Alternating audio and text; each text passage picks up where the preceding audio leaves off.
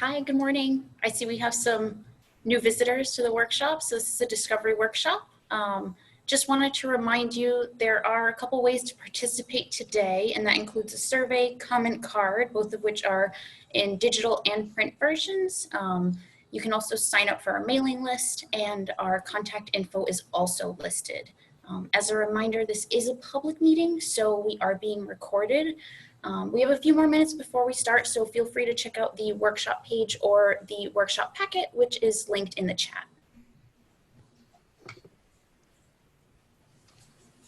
And we also want to remind everyone to simply just click the raise the hand feature or physically just wave your hand if you have any issues. We've got plenty of Serpent staff on the call to address any sort of technical issues if we have them, or also just make use of the chat function to send messages. Here to help.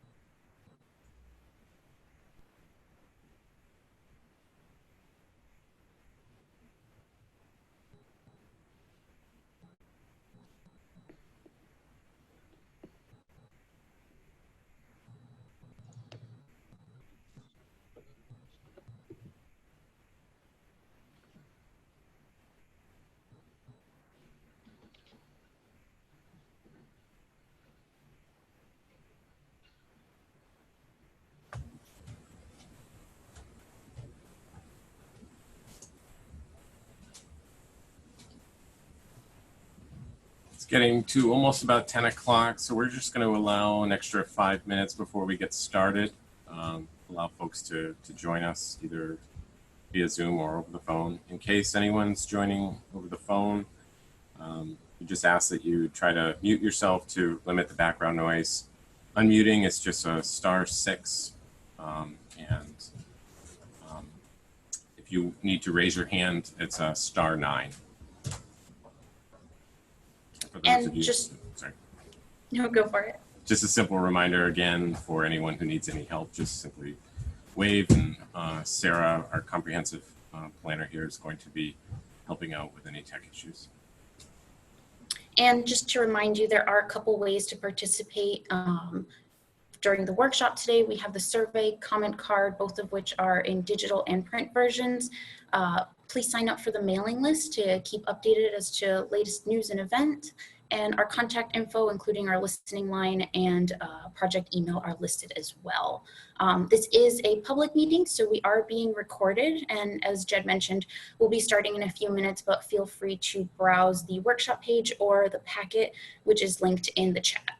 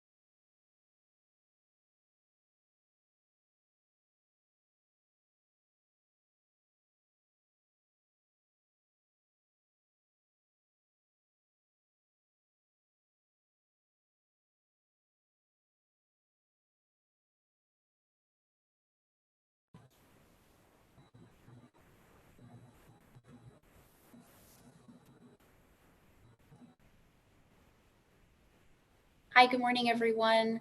Just want to welcome you to the Raynham Discovery Workshop. Just want to remind you the couple ways there are to participate outside of the workshop, and that includes the survey, comment card, both of which are available in digital and print. You can sign up for the mailing list, and we also have our contact info, which includes our listening line and project email listed as well. I want to remind you that this is a public meeting, so we are being recorded, and we have a few more minutes, so feel free to check out the project website or the workshop package, which is linked in the chat. Also, just want to remind everyone who may be having any technical issues, we have plenty of staff on hand to help with that. Sarah, our comprehensive planner, up perhaps on your screen with the red shirt, she could just wave and let us know that she's available. Also, Angie is available as well for any of those technical issues. We ask that you try to mute yourself to eliminate some of that background sound if you can. And if you have any issues, there's a click or an option to raise a hand. You can just wave to us or just send a message in the chat. Any folks who are joining over the phone, which I don't see yet, but in the event that they do, it's *6 to unmute and *9 to raise your hand.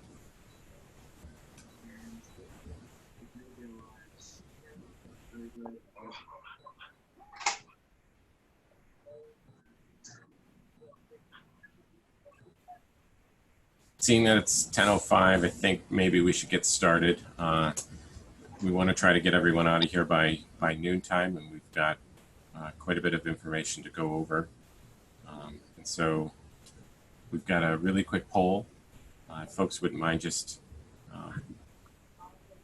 filling that out. Sarah, you're showing the results of the poll, yes? Launched it. I forgot to launch it before. Okay. I see. Good.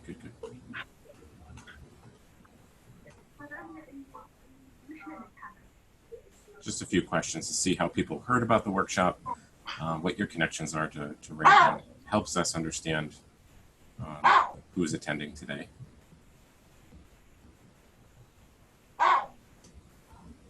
Great.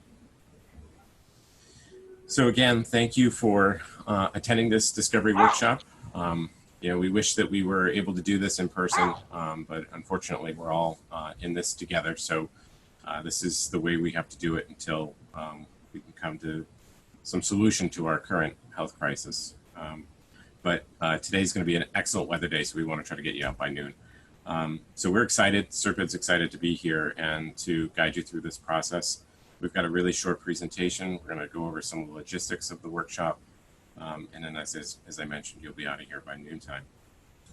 Some of the things just to start off, as I mentioned before, muting and unmuting is really important. So any of that background sound, if you could just keep yourself muted, but if at all, at any time you want to share something, just indicate with raise the hand feature. And this is an open conversation. As Lizette has mentioned, we are recording this, so we'll be posting it to the main project webpage, also to the Discovery Workshop page, and we'll be sharing it with your cable access channel to spread the word about this workshop and all of the events. So I'm going to jump right into the presentation.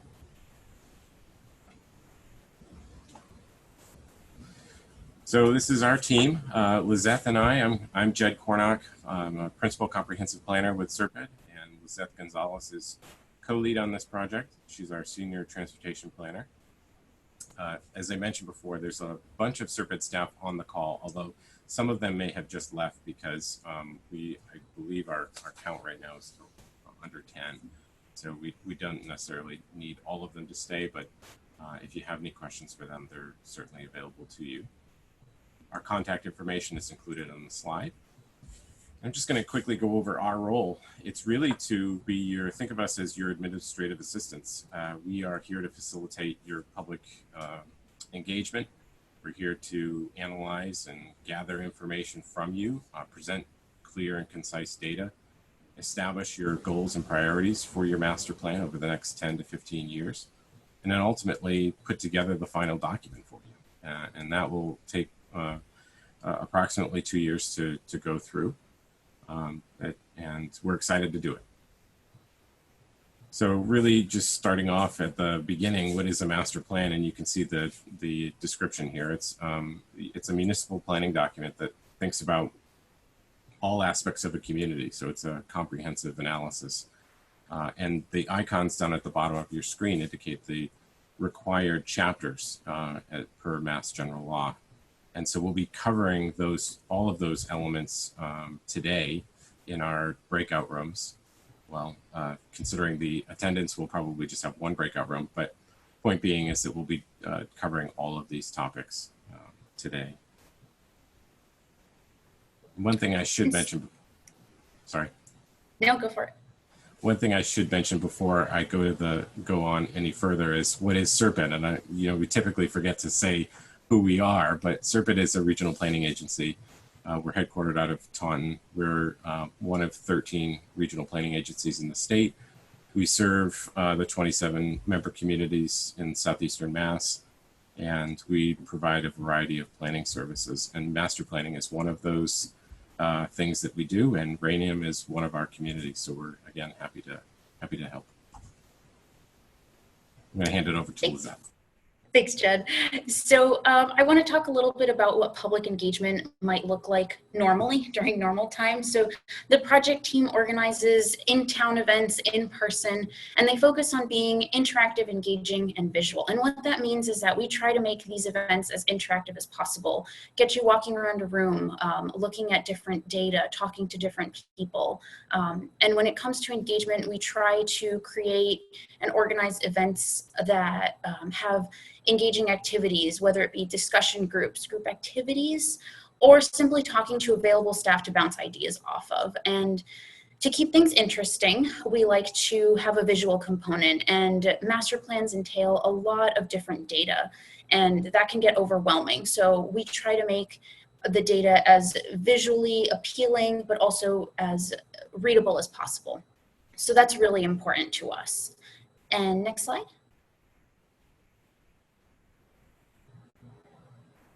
In today's day, and due to the circumstances that we're in, we had to pivot a little bit. And that meant looking at participation and public engagement in more of a virtual, social, and traditional sense. And I'll explain that a little bit more. Obviously, virtual, we can't do in-person events, but we try to enhance our presence online. And that might mean putting up videos as part of the workshop page and the project page. But that also means replacing in-person events with virtual events. So it gives us a little bit of that face-to-face. It's a little different, but it's a good placeholder. And as for social, we always have Facebook pages for our master plans.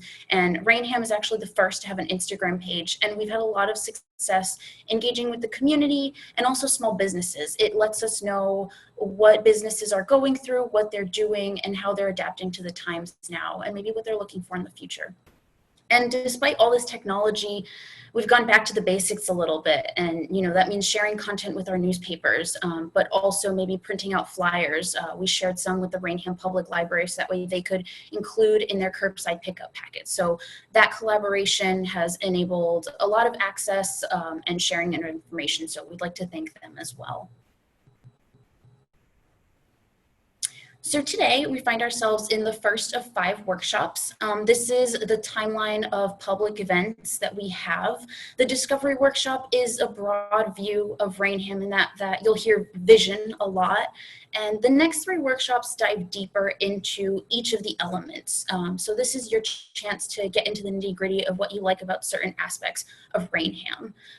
And after each workshop, the team will write up a summary of events and findings to be able to share with you. And the final workshop is the open house. And that is made up of all the chapters of the workshops, and it also shares the final chapter, which is the implementation. And it's a guide for the town to be able to take actionable steps towards achieving all the goals and priorities that we've discussed throughout this process. And then finally, to talk about the agenda for today, we're almost through our introduction. We'll head into breakout groups, which is a facilitated discussion with staff on each of these topics. And then we'll regroup for a little bit to talk about the key takeaways. And that term should be a little bit familiar because you'll see that in the voting exercise after the 24th. And then we'll close with a couple polling questions and a brief thank you. So I'll let Jed finalize.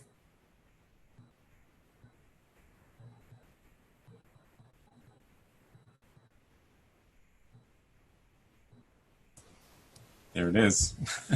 I'm telling everyone to unmute themselves, and here I am. Oh, technology.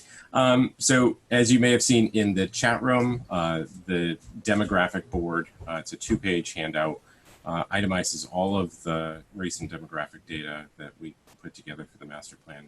Just a quick highlight of some of what we know. And the point of today's workshop is for us, or for you, to tell us more about your town. So we're discovering what it is to know about Raynham. But your population growth over the course of your past 2 decades was really high, growing at rates of, I think it was 19% in the decade between 1990 and 2000, and 2000 to 2010. It slowed a little bit. Your growth was about 14%. Now you're more sort of in line with the Commonwealth at approximately 5%, and you have approximately 14,000 residents. As many communities are in the Commonwealth, your population is aging. Median age is up to now 42, up 4 years from 2000. Your household size has remained steady. That's a comparison between 2010 and 2018 at approximately 2.7 people per household. Your median household income is $99,000, just under 100,000. That's comparable to Bridgewater, your neighbor, but lower than other neighbors such as Easton, Lakeville. Total jobs between 2000 and 2018 grew by 9.5%, slower than your neighbors. And the majority of your tax base is made up of residential uses. Again, that's not uncommon, as you know, when you look around the Commonwealth. However, your percentage is significantly lower than many of your neighbors. Typically, you see that percentage in the middle to high 80s, and you're at 76%. In fact, you're the lowest of all of your neighbors. So I'm going to leave it there in terms of what the data says, but I encourage everyone to, again, visit the project website, check out that handout in the chat room, and we're going to move on to the next slide, which is right before we break out into our group. We just want to remind everyone that we have, as part of this event, the opportunity to enter yourself into a raffle for a gift card to Frankie and Diaz Ice Cream. It's a $20 gift certificate. We just simply ask that you call or text the project line, which is listed there, or email us with the code word discovery. But importantly, share who you are and ways that we can get in touch with you. So helpful information would be your email address and your mailing address, because we'll ultimately send that gift certificate out either via email or through the mail, depending on how we get it. And then, we just ask that you reconnect with us over social media. So again, just once this workshop's over, just call, text, email, let us know that you attended the workshop, give us your contact information, and don't forget the code word discovery. So with that, I think we're ready to go to a Q&A shortly if anyone has any questions. And if not, we can just go right to the discussion item. I think, Sarah, if I could just get you to let us know how many people we have here. There are 8 people. We have 8 people. So I think what we could probably do is just keep it at one breakout. We don't even really need to use the group. We can just, stay within this meeting space, and we can go through those elements. I'm going to go ahead and just sort of make that executive decision, I guess. So what I'm going to do is just ask, Lizette, if you, or if actually, Taylor, you're on the call. Yes, what's up? Could you share your screen and we're going to take notes? Yes, for sure. Let me see. stop by.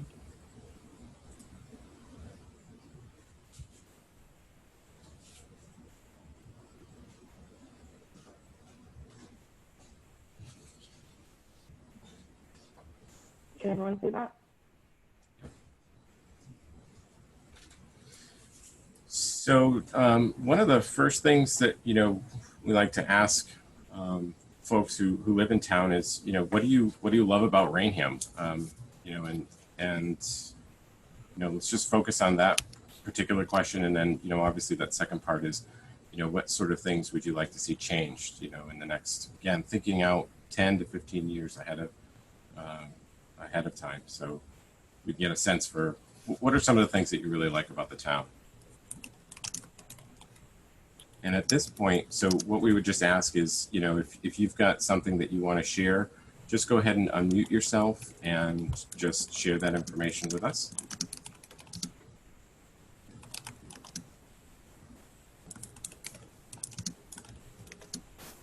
John, I see you raising your hand. You just click on the unmute and you can go ahead and share. And perhaps when you do share, if you could just let us know, just introduce yourself and just ask, or just let us know what sort of connection you have to town, maybe how long you've lived in town. All right, my name is John Texera, obviously. We've lived in Raynham now for 37 years. I just recently finished the term on the planning board. I was, in fact, a Serpent commissioner for 5 years. I'll start with what attracted us to the town, and that was the townness, if that's to make up a phrase. The quaintness of the town, the school system was a definite plus for us, and so forth. And those are the things that I really enjoyed about the town. It's a group in terms of the town. Yeah, I'm trying to think of the right word, but the town government and so forth. It's a good group. If I look at what I'd like to see happen to the town and so forth, I worry that the town is losing some of its townness, if you would, and becoming more of a bustling city, and that isn't what we signed up for here. Now I understand that growth is inevitable everywhere, but I would like to see us keep some of the small town hominess to the town. For whatever that's worth, that's my opinion. That's great. Thank you. So 37 years, that's quite a long time. Yes, it is. We've been here a while. My son is a teacher here in town. He was born, raised here, and he teaches here in the middle school. My wife was a teacher's aide in the school for 17 years as well. And as I mentioned to you, I've been on the planning board. I'm currently the chairman of the board of directors of the Raynham Senior Center. I guess right now that's the only affiliations I have other than being a member of this master planning committee. I would like to ask a question as I look at the names on here. I only recognize, other than the Serpent people, Pat Riley on the screen here, who's a Raynham resident. Is there any other Raynham residents or member of the master planning committee on this video? If so, let me know. I'm actually going to just call on people individually. So we're going to start off. All right, I'll mute myself and get out of the way. Yeah, that's fine. Meant to do that initially. So let's go one by one. I'm just going to go on my screen. So I see Jean. Would you like to just say a few words about, your connection to town and perhaps how long you've been in town?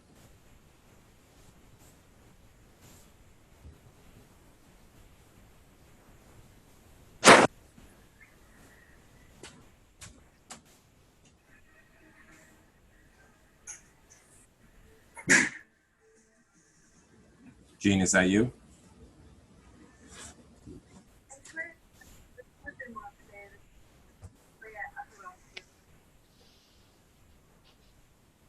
I'm having trouble hearing. So I'll move on to perhaps to Kathy, and then we'll come back to Jean.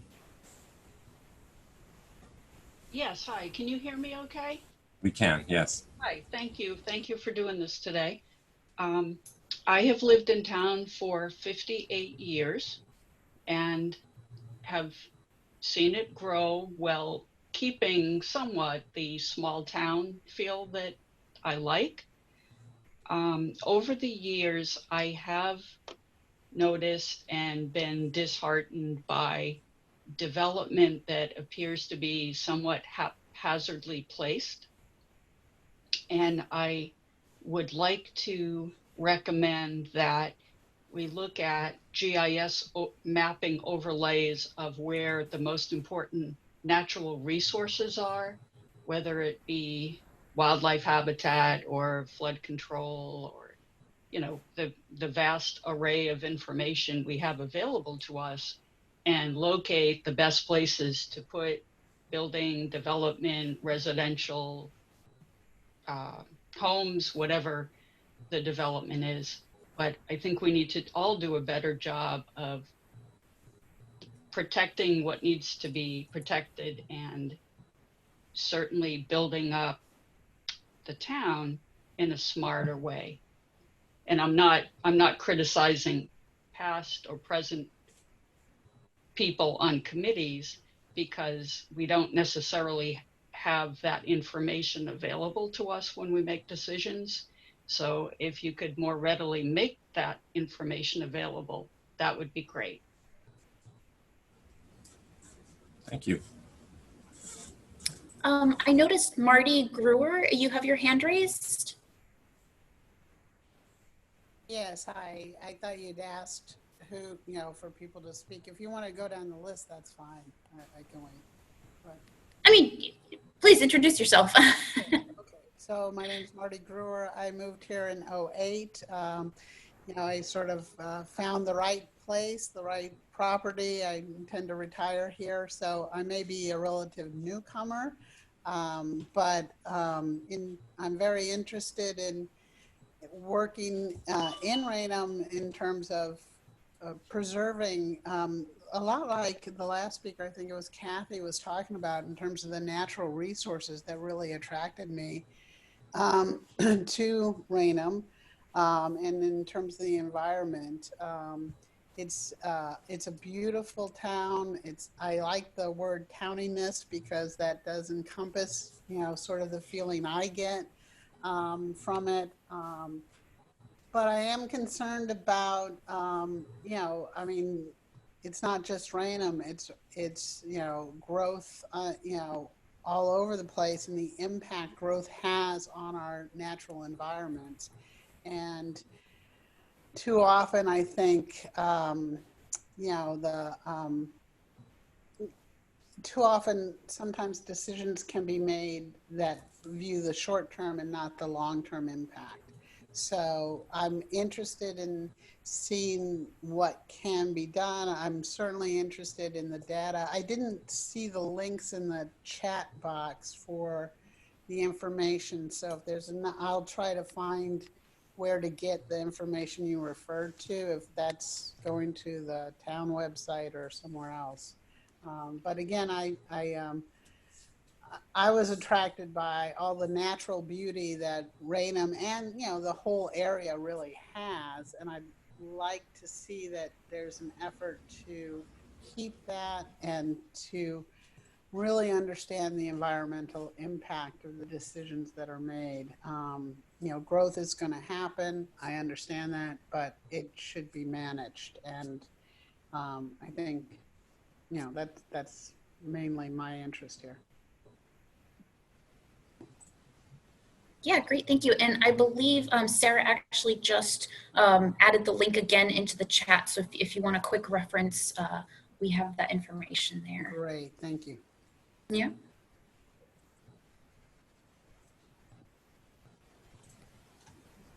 Great, so I think perhaps Jen, I'm seeing Jen Coate is next. I apologize if I mispronounced your last name. That's okay, it's Jen Cody. I've lived in Raynham for about 15 years. I lived on both sides of town. I live on the North Raynham side now, and I came from like the East Taunton side. I think and I agree with everything that everybody has said so far. I think they're super excellent points. My main concerns going forward, though, are like the infrastructure, certainly the growth, things like the roads, the traffic patterns, and just safety in general, but also creating some like public outdoor spaces, some recreation spaces, more like walkable areas in town, things like that I feel like can preserve what, I think Jean spoke to, the towniness, make it more of a town like how we were versus now, like I do feel like we're becoming more like a city-ish, but without like some things that some cities have, which are these public spaces, this like more walkable streets with sidewalks and bigger intersections that sort of make sense for traffic patterns, which we don't seem to have around Raynham. Possibly areas with like more pedestrian walkways, which comply to the standards now, which I think some in Raynham certainly don't right now. But just things like that make it feel more like the town that it once was versus this like city and this growth pattern that we're sort of been in, that isn't very, what's the word? It doesn't seem like we're on a path of, or we don't seem to have a plan for the growth or the plan for other things that everybody has mentioned so far, but hopefully that's the point of this group. That's exactly the point of a master plan. Yep, exactly. Thank you for sharing. Let's see. I see Dan Galavan. Hello, how are you? Good. How are you? Thank you for the opportunity to listen and to share today. I would agree with many of the different points that I've heard so far, whether it's Mr. Teixeira talking about the town, the town feel. I've been a resident now for over 20 years, and I've decided to raise my family here. So I've got two freshmen, a freshman at Bridgewater State and a freshman now. Actually, my daughter is at West Bridgewater. We've moved her over to West Bridgewater rather than Bridgewater Raynham. She wanted a smaller town experience for high school. So we've moved her over to there. Both of my children, I believe, are educated by Mr. Teixeira's son as well. So we appreciate that. And then, one of the things I would like to see is more participation. I feel like, as Mr. Teixeira noted, and with Pat Riley on the call, there's a few people in the town that do a lot for this town. They put in more than they can ever, possibly get back. And I find sometimes, like when you go for the town elections and you see all these seats being run unopposed, I'd love to see more community involvement in some of those areas.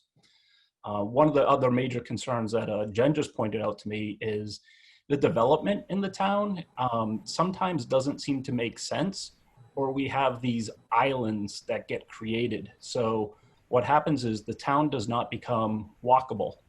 And I believe early in your presentation, you mentioned there was almost 30 miles of sidewalk in town. It doesn't feel like that. And some of the points are the senior center is a great location and there's a lot to offer in that facility. However, it's not connected to the senior housing areas, or is it not connected to most of the town resident neighborhoods? And one example that I've often seen is I've lived on both sides of towns, much as I believe Jen had mentioned. I currently live on east of 24. Formerly, I lived on the west side of 24. And I find that a little bit it divides the town in terms of you sort of stick to one side or the other for your daily routines.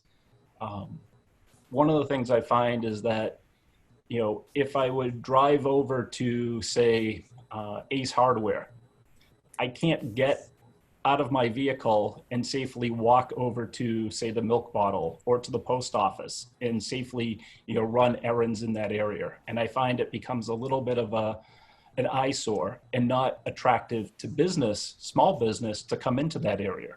And I'd rather see an area that we could actually create more walkable spaces, spaces in the town that you can drive to, get out of your vehicle, and then walk to the different stores that you need to before you need to get back into your vehicle, or be able to connect those neighborhoods directly through sidewalks so that people don't even need to use their vehicles, and actually bring back more of that small town feel.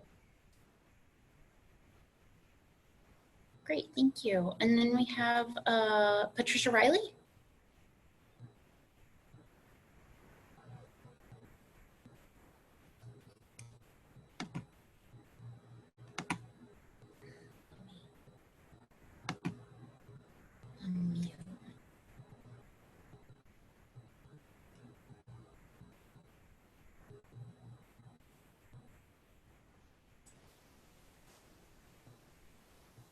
Ms. Riley, are you there?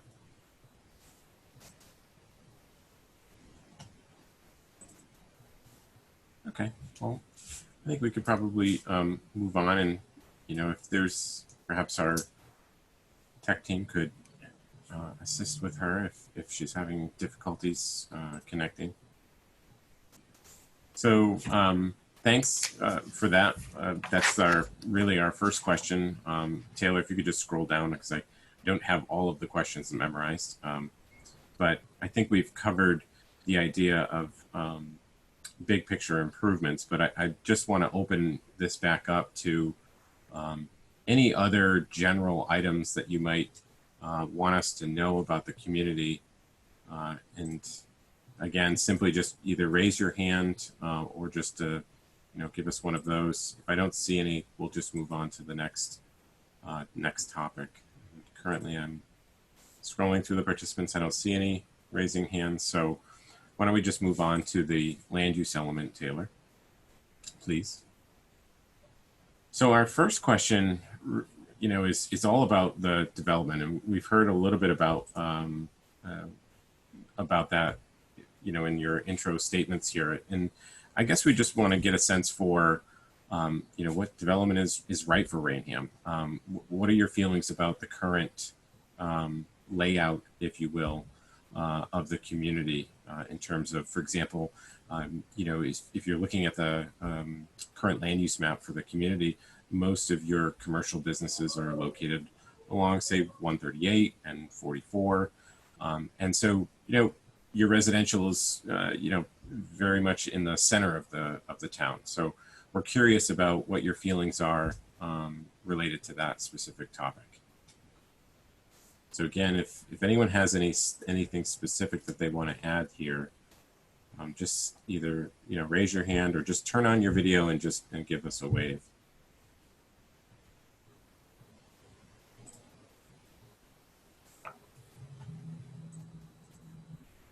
If I may. Absolutely. I think most of the commercial is on those two particular areas that you mentioned, and I can tell you firsthand from being on the planning board, we can control the type of businesses and how they're built there and so forth, but we have very little control over that area. The state is in charge in terms of the size of the road, the structure of the road, whether we have sidewalks or not sidewalks and so forth. As far as growth on the residential side, as I mentioned when I spoke earlier, growth is inevitable, and I know from a state point of view, and I remember this from some of the Serpent meetings, the governor himself is looking for, I believe, 125,000 new housing opportunities in the state of Massachusetts, which is a big number. And again, as being part of the planning board, we have no limits or guidelines on increased development. What I always worried about when I was on the board is when someone comes in and wants to put together a 20 or a 30 or a 40 unit development, and they do come in with those. If you're familiar with the town and you look over in the Locust Street area, there's a number of those developments that are going up. We look at it, and even though some of our bylaws have restrictions or guidelines as to how many units per year, we always waive those and let them build whatever they want. And no one seems to think about the implications. And people say, well, the infrastructure, we have to worry about police and fire. And so what I get concerned about is the school system.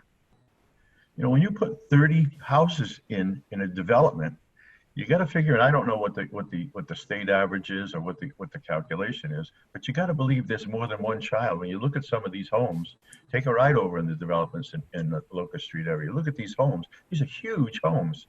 You know, they're not a single couple in those homes. There are 2, 3, maybe even more children.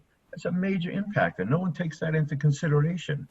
We got to go easy. You know, we got to limit it. Give the school system an opportunity to adjust to it, make plans to grow to accommodate all these children. And I've had conversations with the superintendent, with Derek, you know, and that's a concern of his, and rightfully so. I mean, that's his livelihood. He has to worry about, where am I going to put all these children? So one of the things I think we seriously need to do is put some limits on it, how many we do in a particular time period, and not just have an open, you know, an open door for as many houses as we can get in at a time. Now, people will argue, well, you know, you build these houses and you get tax revenue. Well, let me tell you something. When you have one of these homes, as I said, in these new developments, if they have 2 children, the last number I had, and Pat, you can correct me if you can get in here. The last number I had is it costs the town $12,500 per year to educate a child. I can assure you that none of those homes in those developments pay over $25,000 a year in real estate taxes. So if you think building more homes is going to, in fact, reduce your tax rate or help pay for these things, you're wrong. It's not going to happen. It's just not. It's out of proportion. That's my take on the growth issue. As far as the businesses on 44, well, 44 is pretty much filled up at this point. In terms of, there are a few large open areas where businesses could go in there, and even with the businesses, you know, we talk about, well, more business again, more tax revenue and so forth. Well, I'm going to give you a little quote, some research that I did a number of years ago when we were dealing with another issue. We have 2 Walmarts, a distinction that not many towns of this size have. Good. But anyway, that facility was given its occupancy permit in 2014. Okay. And it was estimated at one point, if memory serves me, $1.7 million was the basis for their taxes. And you would think, wow, that's great. That's great. No, I don't recall the actual tax amount, but that was the assessed value. That's great. That's got to be great for our tax base and so forth. It is. However, the following year, our taxes went up. So if you're under the impression that the more business you put in there, the lower your taxes are going to be, that isn't the case. It doesn't happen that way, folks. Every year, your taxes are going to go up at least by that 2.5%. Okay, they may lower the rate per thousand, but the assessment will go up. So you're never going to get ahead of that curve by just putting more and more businesses in there. I guess my main concern is I think we need more control over the growth than we have right now. When I first joined the planning board, that was one of the issues I brought up. Do we limit how many houses per year and so forth? And they took my head off with that comment. Nobody wanted any part of that. Okay. So I really think as part of the master plan, there should be some consideration into how fast we let this town grow. Otherwise, we're not going to be able to keep up with the infrastructure, especially on the side of schools. That's the one that worries me the most. So just, I'm sorry, go ahead. No, absolutely. So one of the things that we typically do with the master plan effort, and we'll get into more of the details in the next workshop because we'll talk more in depth about land use, housing, and economic development, is just a brief overview of build out. So the whole concept of, you know, where are these parcels that are available currently in town, and, you know, if they were to be developed, you know, under current zoning, what sort of new development would you be anticipating? So that is something that we'll be looking at, as I said, for that next workshop. And that's an important component when our community starts looking ahead 10 years. So to your point.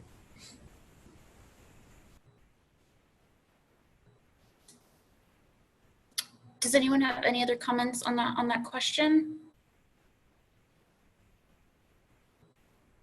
Okay. I guess the other thing we can talk about is, and you touched on this a little bit, John, if there are specific areas in Raynham that you think are appropriate for growth, and if there are areas that you think really shouldn't be developed further, one way or another, for either housing, commercial. Any thoughts on that?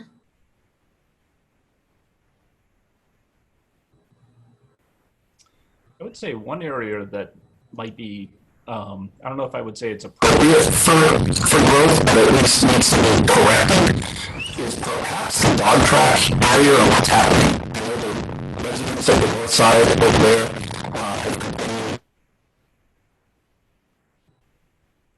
Sorry, Dan, we're just having some audio issues with you. So let's try that one more time. I'm sorry.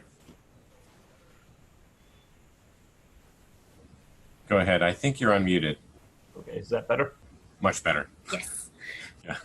One area I was going to say that seems to be, I'm not sure if I would say it's appropriate for growth, but needs to, I think, be corrected, is maybe the north side of town, closer towards the dog track. And I know a lot of the residents in that area that have complained about fumes and sort of that, what is being done with the construction recycling materials. And that sort of brings up, I think, a large area that is room for improvement for the town, for the quality of life for the residents in that area, and perhaps to become more attractive for the right type of growth.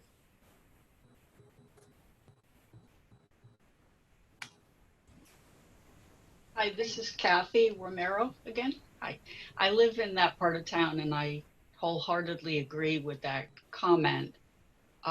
Some people in that section of town have private wells because town water is not available in that area. And I have been concerned for some time seeing the type of materials that come into the dog track and get dumped on the ground. And I see seagulls that have started to amass around the area. So I wonder what is coming in. And I'm concerned about our private wells. Thanks. Thank you.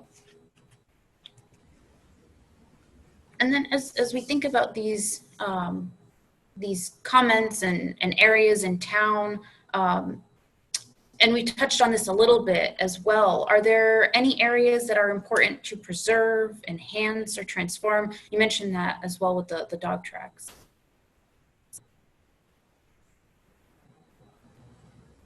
Oh, Marty, you have your hand raised. Yeah, I don't know Raynham as well as some of the others on this call. I am concerned about areas that, in terms of, wetlands or other environmentally fragile areas not being identified or not being monitored or protected in ways. So I think that if as we discuss growth, as we discuss what areas are appropriate for growth, we do that in conjunction with how the environmental impact is going to be on the town as a whole. A specific example is, right behind me, the wetlands, and dirt bikers and ATVers pretty much tearing it up. And so while that may be there and not built on for a variety of reasons, it's still not protected, it's still being destroyed. I think, as we plan, if people want an ATV and dirt bike, I think, are there recreation areas we can set aside for that activity, knowing that if we don't, this is going to occur. So I don't know if that fits in with the discussion now, but that is one of my concerns of, as growth occurs, how do we manage that growth in a way that's sustainable and, and it benefits everyone, but also doesn't destroy, what brought us to this town in the first place. That's a great point. Thank you for sharing that. And I just want to sort of remind everybody, this is an open discussion. So by all means, if you have something else that you want to add, perhaps it's the school system, maybe it's transportation, it doesn't matter. We're going to, as you can see, Taylor's taking copious notes here. So we're covering all aspects here, so everything's on the table. One thing I would just ask is that if you can see Taylor's screen and you can see the notes that she's taking, if by any chance that, you know, she may have misheard you, or if there's anything out of place in that note, just, you know, again, just raise your hand, just let us know, so that we can, you know, get that right before we move on. Dan, I'm seeing that you raised your hand. Yes. I was going to agree with the comments about sort of preserving the open spaces and maybe identifying what are some of the appropriate areas. So with regards to, say, like ATVs or dirt bikes, and you know, the popularity that has grown with those particular machines, and sort of identifying the areas where it is appropriate for those activities to take place. And the same with identifying, you know, walking trails, and there may be opportunities for, you know, Eagle Scout projects to maybe identify or put up signage or to map what those would be in distances. So I feel that there's improvements on some of the places that we do have in town that are some of these outdoor spaces, and perhaps we can continue to preserve more and identify what these resources are for the town residents. Great, thank you. I did notice that we had a new participant. I'm seeing it as select person 3. Perhaps that's Miss Riley, or is this an... Yes, can you hear me? Hi, Yeah, we can hear you. It is. I apologize. My computer I was using, evidently the microphone's not working, so I did a backup plan and I am here. I'm mostly here to listen in to what everyone has to say. The comments so far have been... The questions that we've been Sorry, go ahead. I think somehow we got crossed up on the audio. Sorry, Okay. Lizette. That's okay. Can you hear me? We can, yeah. Okay, yeah, I was just saying that I'm mostly, you know, to listen in. I think the comments have been excellent. I agree with what's been said so far. I have lived my entire life in the town of Raynham, which I won't, is more than that 40-year minimum median you mentioned. I won't say more than that. But I love this town. I love the community connectedness. And my concern is that with the growth that we are losing some of that. I think as Mr. McNally mentioned, or Mr. Gallivan mentioned earlier, the number of people that get involved seems to be so much less than really we would like to see. We have some great volunteer groups, but we need, especially with so many people moving into town, to try to get them involved in our town somehow, to keep that community connectedness, which is just so critical. And then also I have the concern about the development. We have some beautiful green areas, but it seems like we're losing them. Houses are popping up here, there, and everywhere. And so, not that obviously everybody has the right, they own property to develop it, but again, some control. I know there's a lot of concern in town about traffic, particularly on the Route 138, Route 44 areas. And obviously, you know, I'm not sure what you can do about that. But there's a lot of concerns, and I'm just so glad. Real concern is how do we get more people involved in this planning process? That's a big concern. So I know 2 years ago we did a town survey. It was online, where also we had paper surveys, and we had a lot of people that did contribute to that. So hopefully we can get the word out in the community and just get as many people as possible involved in this process. Yeah, we couldn't agree more. I mean, that's really our job, and hopefully the community can help with that, is to try and spread the word as best as possible. We do have paper surveys at the town hall. Obviously, we're in the current COVID situation, so there's probably not as much foot traffic in the town hall. But as community spaces begin to open, and we'll work directly with the Master Plan Committee and Bob to identify where having those paper copies available, but also, you know, obviously the digital component is just hosted right on our webpage. So we're going to be working as best we can to try and spread that word. But yes, I hear you wholeheartedly on getting people involved. It's quite a challenge, especially lately. Thank you. So I'm going to suggest that maybe we just move along to, because it's almost 11 o'clock, let's move into housing, and we can hit upon that topic. And so, you know, what we typically hear during our master plan events is, you know, there can be sometimes a lack of a variety of housing in town. So I'm curious about your all's thoughts about the variety of housing in town and whether or not it's, you know, affordable for folks. Can people afford to, you know, buy their homes and stay within town, especially as they become older and their income begins to decline? So I'm going to throw that topic out there and you know, again, just either raise your hand, just turn on your video and provide any thoughts you might have.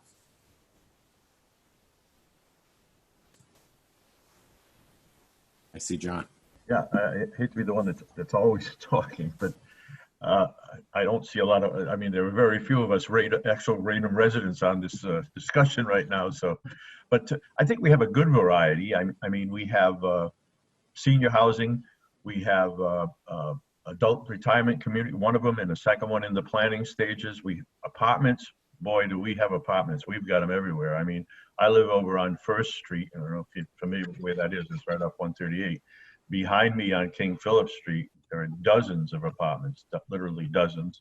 The same thing with exists over on the Church Street area.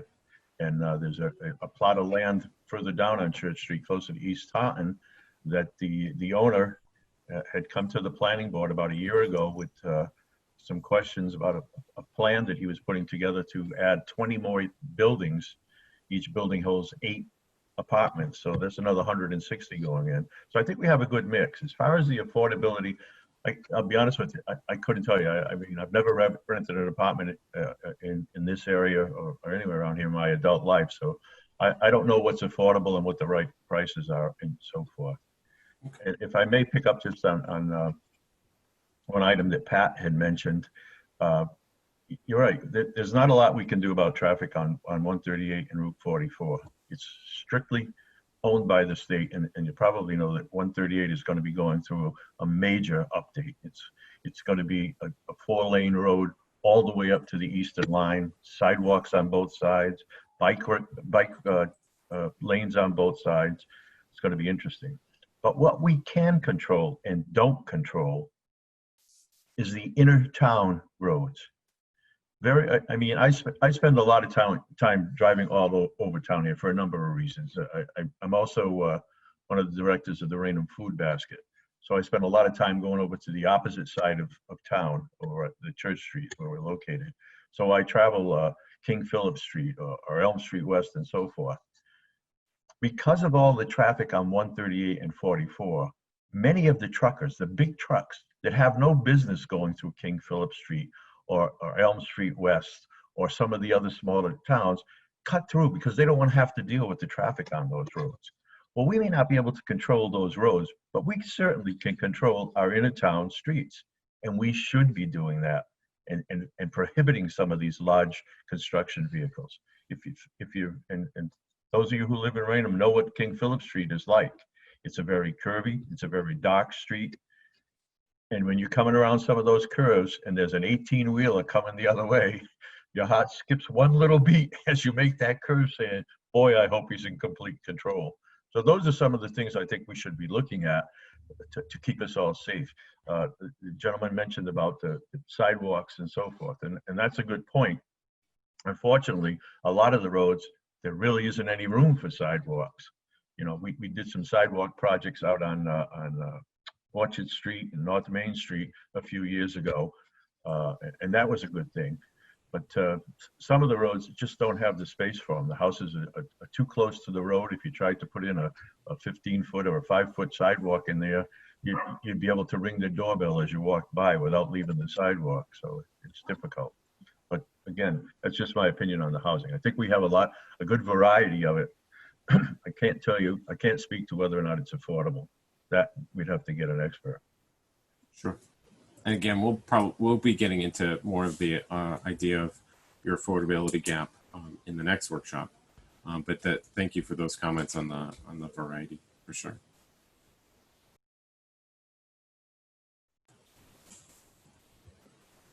I'm gonna hand it over to Lizette. I see we have some hands up. Dan, if you wanna. Thank you. I didn't want to interrupt, so I just figured the raise hand is the easiest option to get It in. is helpful. But I would agree with Mr. Teixeira that I feel the town has a lot of different housing options, as you mentioned, from affordable to senior. One thing I would be interested in is whether or not there's a break for seniors. So maybe after they have been homesteaded, I don't want to see people be in a situation that they're either forced or their taxes are getting so out of hand that they can't afford to stay in those homes any longer. So that would be something to say as a future consideration. And that burden or break that could be given to the seniors, could be taken on by the others, or even the business increase as a potential. And I would certainly agree with his understanding of, I know having run on, say, King Philip or Locust and other streets in town, sidewalks aren't an option. So, in some of those areas, but identifying the places where people can go and, safely run and have those, or bike with their children and be able to get to those different areas in town. In fact, I ended up teaching my kids how to ride their bike on at the senior center because we lived on a cut through town, which had our street at the time that had those large trucks coming through. So we needed to accommodate that situation. So I certainly understand. One thing I would also like to throw out there, just as we are talking about the future of the growth and knowing what's going to happen on, say, like the 138 area.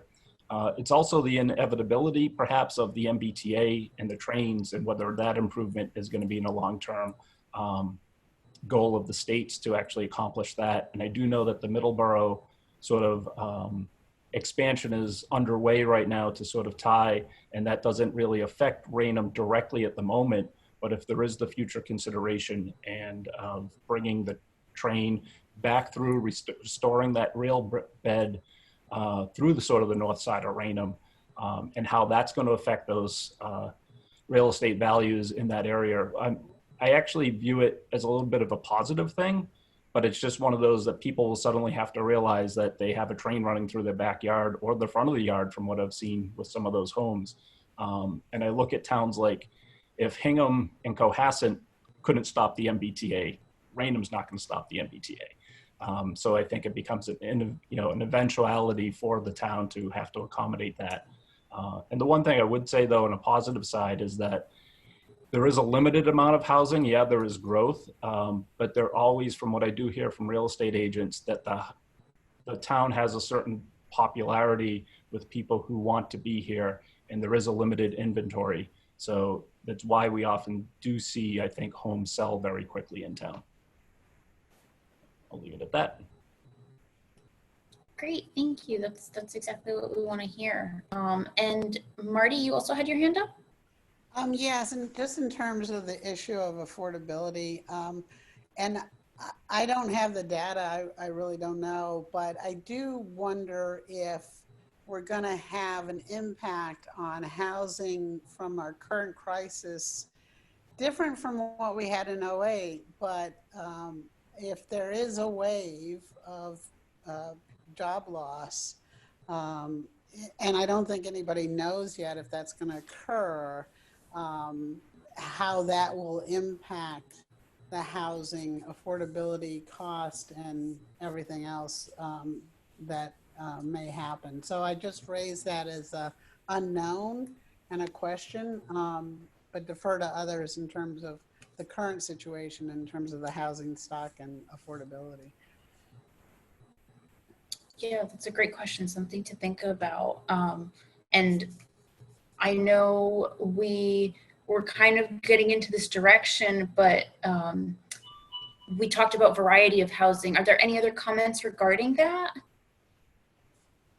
And are there places where you think maybe certain types of housing should be in place or missing? Are you asking me personally or others? Just throwing it out to the group. Oh, okay. Again, my focus is to really, as opposed to sort of everybody sells a lot here, there, or everywhere, carve out areas that are protected from development, and whether it's multifamily or it's single family, and it's done in a thoughtful manner. So Great, thank you. I noticed Jen has her hand up as well. Yeah, I just wanted to speak to, I think John brought up the traffic, the cut through from like 138 and 44. And that's definitely something that I think as the town has grown and we get more and more traffic coming down 44 and 138, especially like people from Easton and Taunton too. I mean, 138 is a huge, almost thoroughfare through our town. But with that, and with the increased traffic through the years and population in Taunton and Easton and Raynham, I'm starting to see, well, not starting, but I think we have seen the past maybe 5 years or even more, but just the amount of people cutting through the side streets to avoid 138 and 44 is astronomical. And especially the trucks. I mean, I'm starting to see tractor trailer trucks cut through neighborhoods, dump trucks cut through neighborhoods, and our small little roads on our side streets, some that don't even have a yellow line down the center. They're taking up the whole road and they don't know the speed limit. They're exceeding the speed limit. It just becomes a dangerous situation on our side streets. So I just wanted to add that in. On that topic, so I heard King Philip and Locust perhaps are two of those side streets that are, you know, experiencing that type of situation. Are there others specifically? If I may, Mill Street, which is a very short street running from North Main over to King Philip, a lot of heavy trucks across that road. Okay, they come in from 104, and actually they're not allowed on that road. There is a small bridge there, which I believe we just allocated a couple of town meetings ago, some number of $100,000 to rebuild that little bridge because it's falling apart based on all that heavy traffic. And the signs are posted on both sides saying no, you know, the typical sign that shows us the picture of the type of truck that's not allowed. They go right over that. So that's another one that gets a lot of cross traffic is Mill Street. And I think I mentioned earlier Elm Street East, which takes you from 138 over to Route 104. I'll add in Oak Street to that too, to that list. This is Jen. I was just going to say Oak Street too. So I live off of Oak Street. So it's really incredible the amount of people who turn from Center to Oak to get back onto 138 at the Carver Street intersection. I mean, it's all day long. It's literally all day long.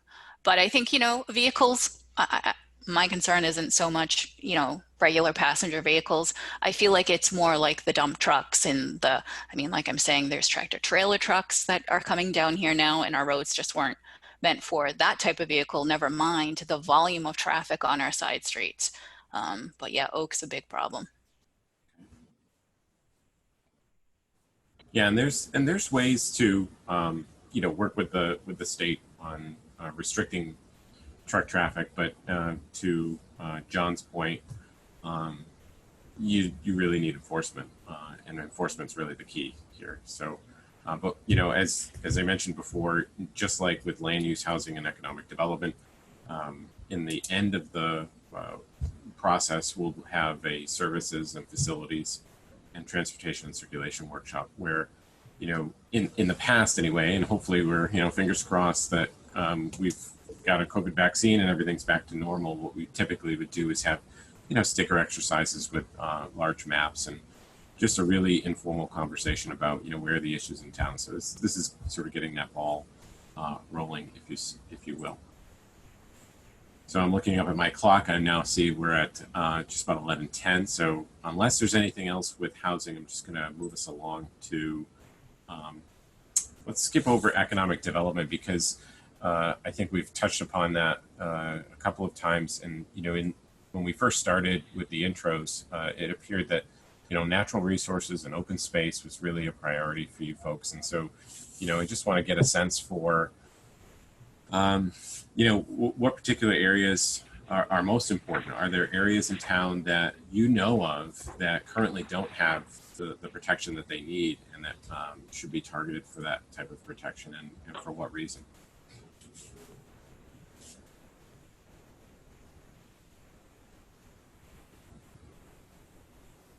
And again, I'm just opening this up to the group. So if there's anyone who has a comment, just turn on your video, wave at us, or just raise your hand. But I know, I guess I can sort of start us off here. Tell me more about the Borden Colony open space, the recreational areas. Is that adequate? Are those well used? My sense is that they are, but if someone could just tell us a little bit more about that, and perhaps if it's something that you use on a regular basis. John, I see your hand. Yeah, I don't, at this stage in life, I no longer use it, as my children are all grown. But that's a gem. I got to tell you, that's a gem and should always be reserved. There are two restrictions over in the Borden Colony area: recreation and farming. Unfortunately, in recent years, although some of it is being used now, the farming has decreased. At one time, all of that farming area was occupied by some farmers from the Dighton area. But Olson's florists have now use a portion of it for mums. For this, as a matter of fact, if you go by there, and it just as an off note, I was curious as to how many pots are there. Would anyone like to venture a guess? There are over 600,000 pots in that area that they do each year. I was blown away with that number. I couldn't believe that there were that many of them, but there are. To get back on point, that area we have to protect. It's used quite a bit. The soccer fields, in better times than we have right now, are always occupied. The ball fields are occupied, and so forth. That we have to make sure never gets harmed.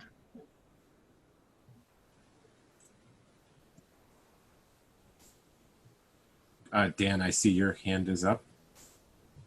Yeah, actually, I would strongly agree with that statement. I think it's an area. It's a great resource to the town to have such a large recreational space and outdoor space. It is great to see, whether it's the soccer fields or the tennis court and volleyball. I think, and also I love that the riding activity happens down there, the riding arena. I think that's phenomenal to see that getting used. And it's an area that I would like to see, if there's more, as I mentioned, like trails that could be mapped, either for hiking, walking, running. I think it's an area that could really be maybe advertised, or just slight modifications to raise awareness for people in town that it's there for use. And I think there are a number of historical areas around the town too that could also be identified. In fact, I believe just down the street from that is the area of like the first forge. So I think there's some of those areas that could also be identified for town people to visit and explore.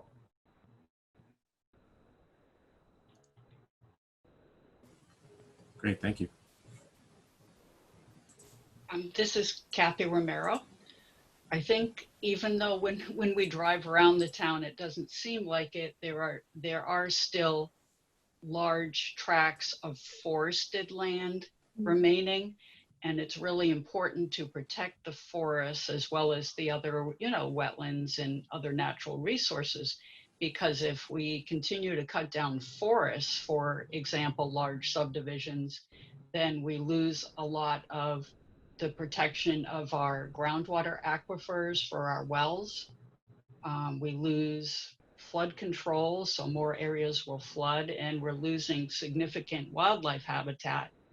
And from speaking to people, I know there are a lot of people in town concerned about building and taking away wildlife habitat.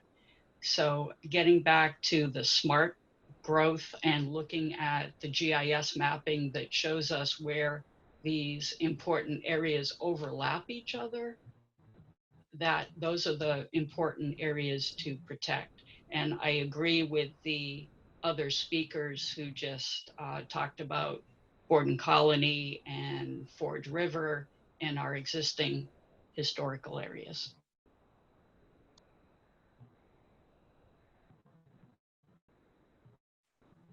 Great. I noticed, Marty, your hand is up. Do you have any other comments? Yeah, I want to agree with what everyone's just stated. I think border colony was one of the really attractive things about Raynham.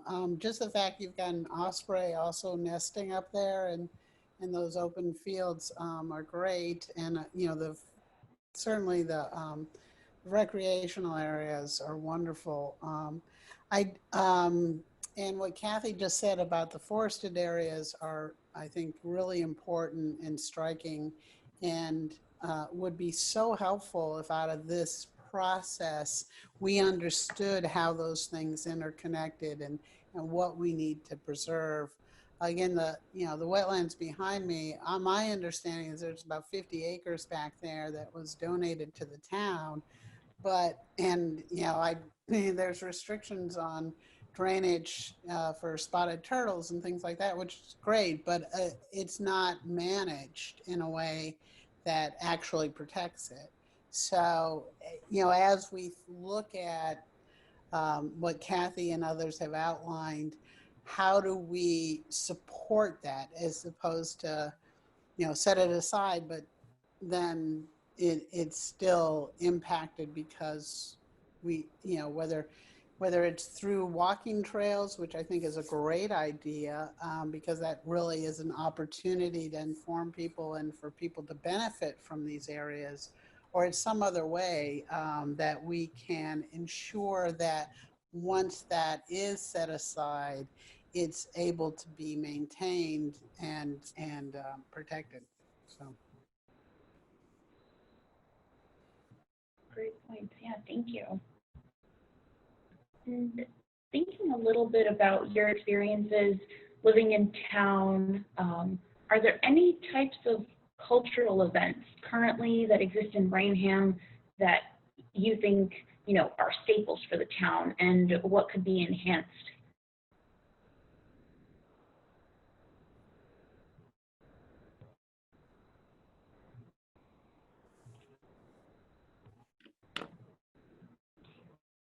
Dan, I see your hand is up.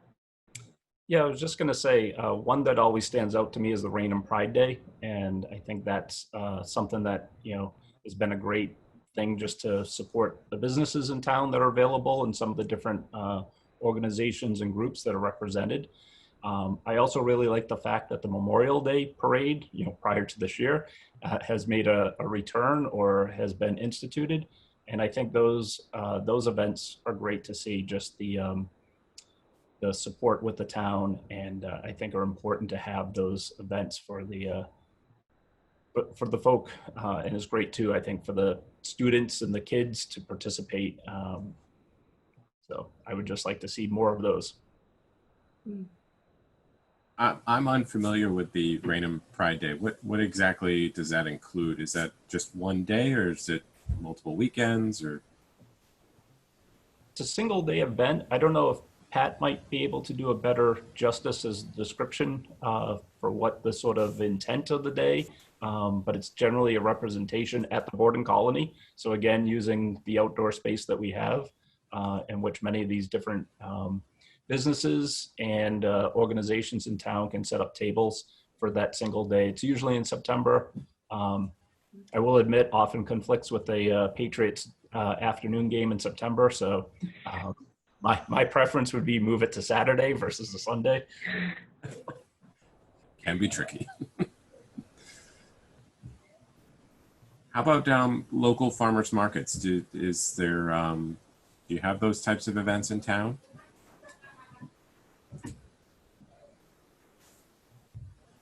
Okay. I was just going to say, I would love to see one myself. I do visit the Easton one when I can. So that is something that if there's an opportunity to introduce something like that at Boarding Colony, again, using that property, that would, and the other thing, as I mentioned too, Boarding Colony, as we all recognize how valuable it is to the town, it is one of those areas that not many people can easily walk to it. So that would be something, just as you think about how vehicles get into it, to make sure that they're not then interfering with any walking traffic that you do have. You want to make it accessible and safe for those people who are attending.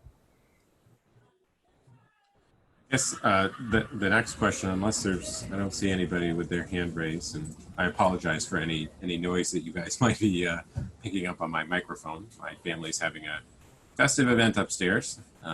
Hopefully the dogs will engage, and I'll just mute myself for the rest of the meeting. But just wanted to touch upon the whole idea of recreation at Borden Colony. Do you ever get a sense for it's just there's just not enough field space for the local sporting groups, and how is parking there just centered around that facility?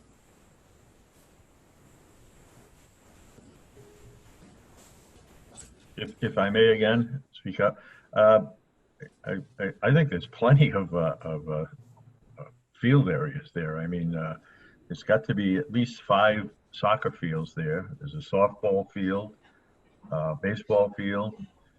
I think there's a lot of room there, and in town in general, there's a number of baseball fields over in the school complex over on Pleasant Street as well.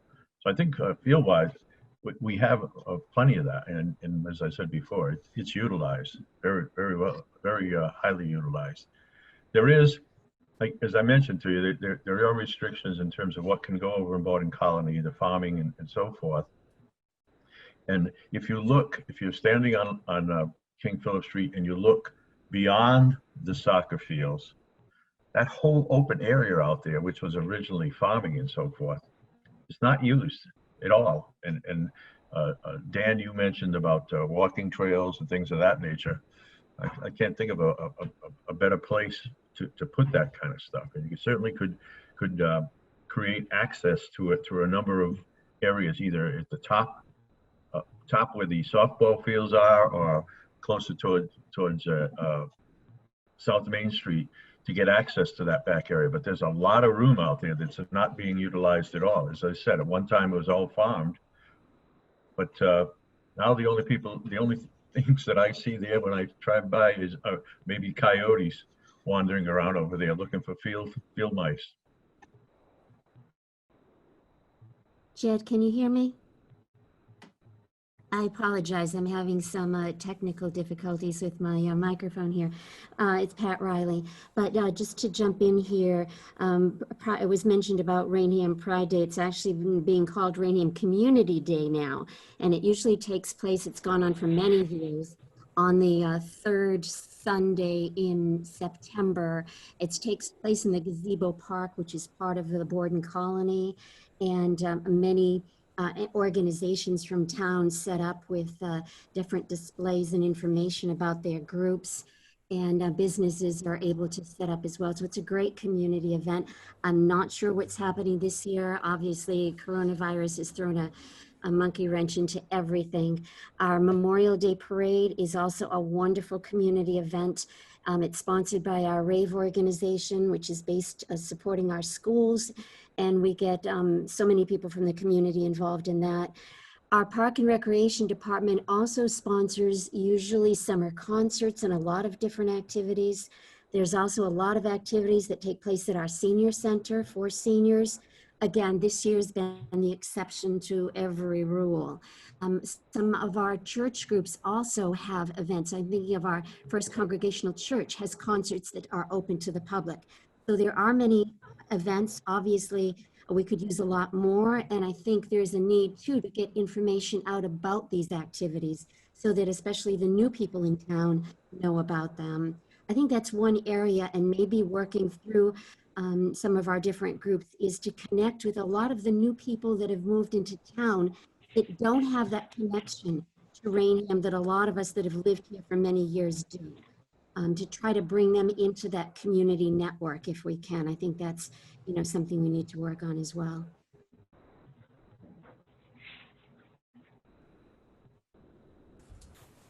Thank you. I noticed, Jen, your hand is up. I just wanted to bring up a point. That's news to me that we even have summer concerts in Raynham, and I think and I've been here for 15, 16 years. But I think part of the problem is communication from the town on some of this stuff, because, you know, I go on the website sometimes and I don't see anything's going on, and it should be highlighted on the front page. I think that's lacking from the town. Are there other avenues, you know, let's stay on that topic really just super quickly. Are there other avenues to get in touch with folks in town? I know that, you know, obviously social media is one of those typical things, but John, I see your hand. Yeah, well, I tell you, we probably have the best means available. I'm sorry, can you hear the dogs in the background? Or someone obviously is at the door. You beat Sorry me to it. But we have one of the best ways of communicating to every resident in town, and we don't use it. Why? You know, we mail out bills of all type from the town: real estate bills, sewer bills, water bills. What's to stop us from adding a sheet into that mailing that says this is what's going on? Do you know how many people don't realize the day that elections are being held? That, by the way, that's another one of my pet peeves with all the people in town. And I used to work as a warden at a couple of the precincts. You know, we have a town election. Even when there are contested races, we have 1,000 people come out to vote. That's disgraceful. You know, I think the number is somewhere around 7,000 to 8,000 registered voters. Why do only 1,000 people come out? You got to be involved. Involvement, and Pat has touched on this. There's got to be a way to get people involved. And one of the ways is to give them information so that they know what's going on. Put something in the mail with them. We send out enough mail. Give them that information, because not everyone goes to the library or to the senior center to pick up one of those flyers. And not everyone goes onto the internet every day. People are busy, you know, especially the younger families when they got kids and if they're involved in sports and so forth. You know, I've been through it. I mean, I'm past that stage, but I've been through it. You every weekend, every night during the week, you're tied up at one of the fields and so forth. You don't have, and you got a full-time job during the day. Put it in the mail with them. Everyone will see it. Now, maybe half of them will throw it away, but even half of 14,000 is a lot of people involved. Because right now, a lot of people are not involved and don't have the information. This is Marty. I think that's a great idea, John.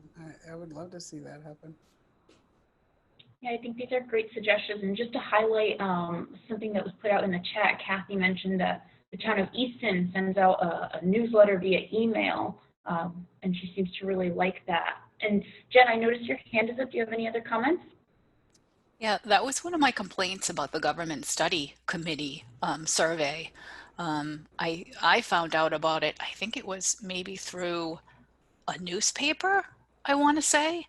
But I don't think that survey got a large amount of people because it was electronic to fill that out. So I don't know why they couldn't have sent that survey in along with a lot of the other stuff that John brought up through the mail, regular mail.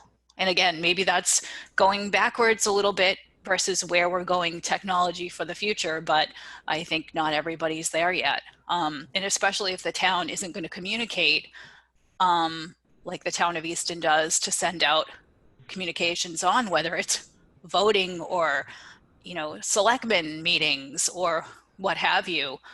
There's got to be a means for every resident in town to know what's going on. And sometimes that's being mailed something you know, by the post office. Maybe that's more things are on the town of Raynham's website and easy to see, not having to click and drill down so many places. But there's definitely got to be more ways to get people involved. And not just one way is not going to work every single time. I might add, in fairness to the town and the town website, on the town website, there is a link that you can click on, and you will get notifications of committee meetings. You'll get their agendas. You can see their agendas. You'll get notices of job openings in town. coronavirus information, all kinds of stuff. You just have to click on that link, give them your email address.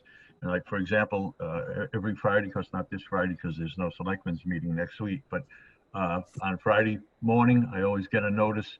The selectmen's meeting is next Tuesday night at 7 o'clock, and here's the agenda. You can sign up for that on the town website. So that's one way of getting it. But I still think if you want to get to everyone, because not everyone goes to the town website. If you want to get everyone, put it in the tax bill. You can't miss. Isn't anybody you're going to miss? Except the apartment dwellers, maybe.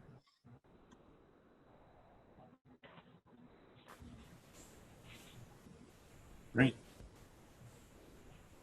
I think let's move on to, I think we've covered a lot of what we, actually, yeah, let's hit upon this historical component here. Are there, other than, I think someone mentioned Forge River, are there other historically significant places in town that one, we should be aware of, and two, that you feel, need to be protected? I did a little bit of research, before today's event. I didn't see that the town had a historical preservation plan, but by all means, if anyone knows of that plan or can point us in that direction, that would be super helpful. But again, where are the historically significant areas in town if you know of them?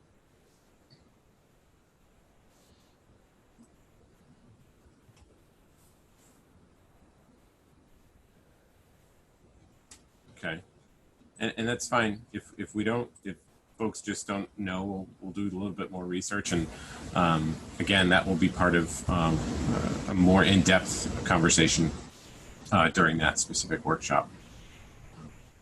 But so, a lot of folks brought up the idea of walking trails and connecting these open spaces. I know that a lot of communities are struggling with the concept of putting in dog parks, and I'm curious if that's something that has ever come up in the town, or if that's something that folks have any interest in.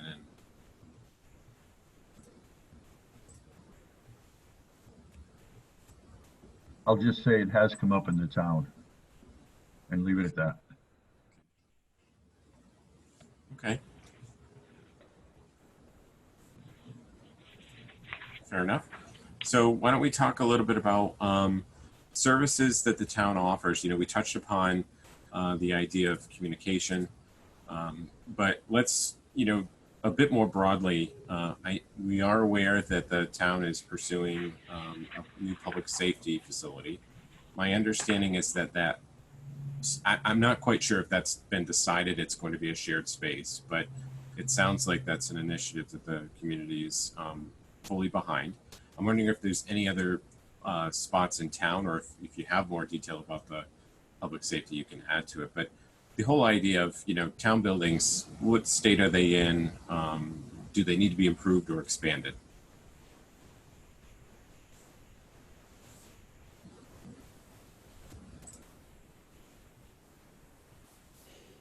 Dan, I see your hand up.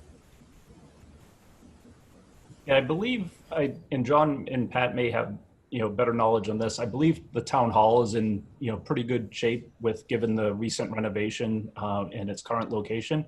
I would certainly agree, though, that I do believe the police and fire station need to be renovated. So whether that is splitting that facility into two, or whether it can be accommodated in either renovating or building new in a central location. And again, I would recommend central. I know the town, often is split between the 138 side and the Route 44, but I would believe that having a central location or one facility, certainly economically, would probably be better for the town to sort of manage the one location. So I believe that would be sort of the approach.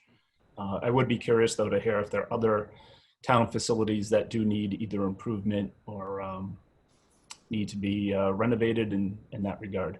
And then one thing I would just say, just in general, I really do feel the police in town are great group. And I really do believe that their policing policy over the years, going back to Chief King and others, I think it's a great group that they have. And I really do support them, wholeheartedly in town.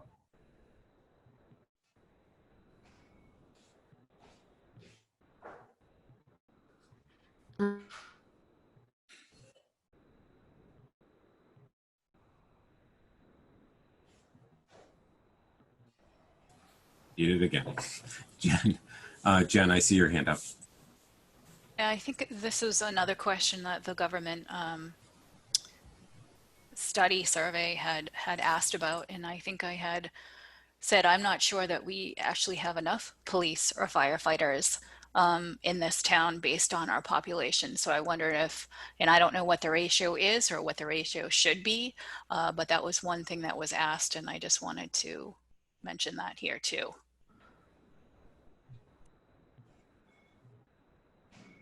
Yeah, I can say that, you know, in our experience doing these master plan efforts, traditionally what we hear from the police departments is that they're understaffed. I don't remember exactly what the calculation is, but I do know that they typically don't have enough. Jed, can you hear me? I can, yes. Okay, sorry about that. As I started to say, there is a committee that's working on the public safety building. I think the idea is that it will be combined police and fire. They're hoping to go before the November town meeting with some more definite plans. But that brings up another issue, is the current location of the police and fire department. At some point when the new facility is built, what happens to that building? I think that's something for future consideration. Another thing, I know we have just voted to take the Raynham Public Library as the town department. That just happened at our annual town meeting. And I know the library director has said they are in need of space. They're at capacity, as are our schools. So building need is definitely an issue that needs to be considered. Great, good to know. I did hear about the library coming under the responsibility of the town, and it also sounded like police and fire. The new facility has yet to determine where they're going, or is that still? Has there been a decision on a new location? No, there has not been a decision. They're actually looking into a portion of the property on Burton Colony. That's going to need state approval. There is a plan to, because that area is designated for recreation and farming, but there's a plan to swap some other land to make up for that space that it's used for a facility. So that is yet to be determined. Thank you. So originally we said we were going to do a report back at 11:30. Considering that we have, you know, a smaller group, I think we can probably just continue on with the conversation. We've got one more topic to cover, and then, you know, we can go over any last items that you might have on your mind and highlight some of the ways that you can stay in touch with us.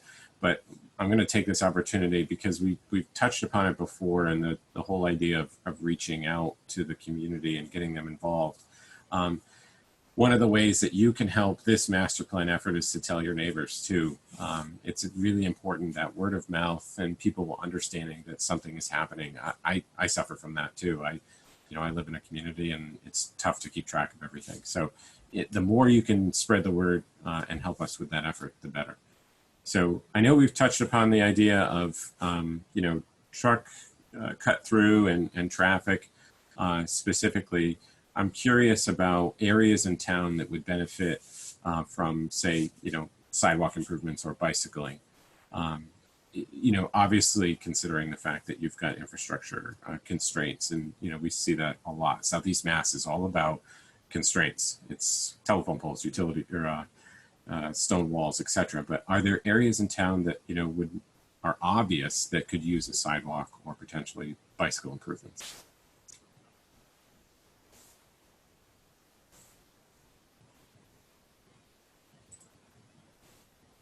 Jen, you've got your hand up.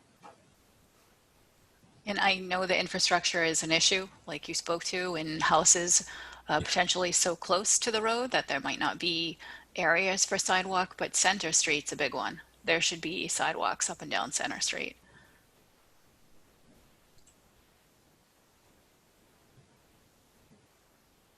I know that folks mentioned Oak Street as an issue. I cannot remember if someone mentioned whether or not there's constraints along that road, but I'm curious if Oak Street would be one of those candidates. I was going to say, I believe there to be constraints. I formerly lived on Oak Street, and I don't believe sidewalks would be possible. Or to John's point, people would be ringing doorbells from the sidewalk. I don't think there's the land to do it. I think it's one of those areas that might need to be either heavily posted or restricted, enforced to keep traffic out of that area. Mm-hmm. Mm-hmm. You know, one of the options that communities have too is, and it's a bigger cost, is just basically taking the roadway and shifting it to one way or the other, to one side of the other, and just putting a sidewalk on one side of the road rather than sidewalk on both. But again, those are just elements that the community has to think about as they start to decide where they want to have these, facilities, and then obviously the cost that's involved. And then one thing I do not know, is there a transportation option for seniors to get from housing to the senior center? That I don't know if that exists. And then one other thing too, I believe in the town, it's the old South School that may have been used for doing a community center for kids, but I feel it's in an area of the town where there aren't that many children living or teenagers. So I wonder if it's one of those, if it could be either moved over or potentially co-located in a future facility, you know, whether or not the police station moves and the fire station, if that becomes a town resource, to maybe put something more into the center of town that makes it accessible to more of the population.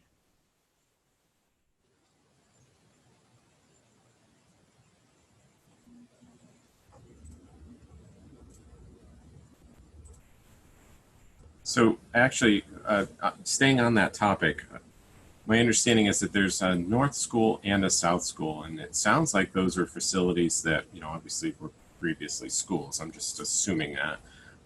Could someone sort of give a better understanding about where those are, you know, what those facilities look like now in terms of what their future use might include and what their current use includes? Jed, if I could Yeah. jump in here. The South School is currently rented to the Raynham Community Access, which is our Raynham channel. They've put thousands of dollars into renovating that building, so it is in good shape as far as that's concerned. And they pretty much operate that as a community center.